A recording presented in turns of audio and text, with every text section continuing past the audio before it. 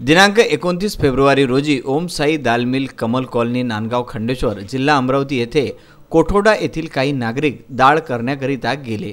दाल मिलातील काटा हा 1 क्विंटल मागे 15 किलो कमी वजनात भरत होता। कोठोडा येथील संदीप कदम, अश्विन सोनटक्के, मारुती मालवे, राजू इंगोले, सुरेश खटाळे, गणेश वाघ, वैभव सोनटक्के, धनराज खानंदे, सुरेश साखरकर, प्रदीप चव्हाण, पंढरी राऊत, वासुदेव शेलोकार, मंगेश तुपट यांनी यशस्वी सापळा रचून पोलीस व पत्रकार यांच्या उपस्थितीत शेतकऱ्यांना लुटणारा दाल मिल मालक सतीश फरकाळे याला रंगेहात पकडले व दाल मिल सील केले। अश्विन नामदेवराव सोनटक्के, राहणार कोठोडा, पोस्ट सारशी, तालुका नांदगाव खंडेश्वर, जिल्हा अमरावती। मी सदर तूर ही दाल मिलमध्ये साई दाल मिलमध्ये नांदगाव खंडेश्वर इथं आणली होती।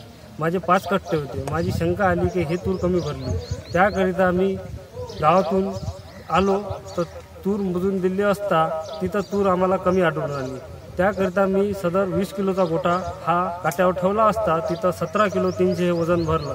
20 किलो काट्याचं 17 किलो 300 हे वजन भरलं।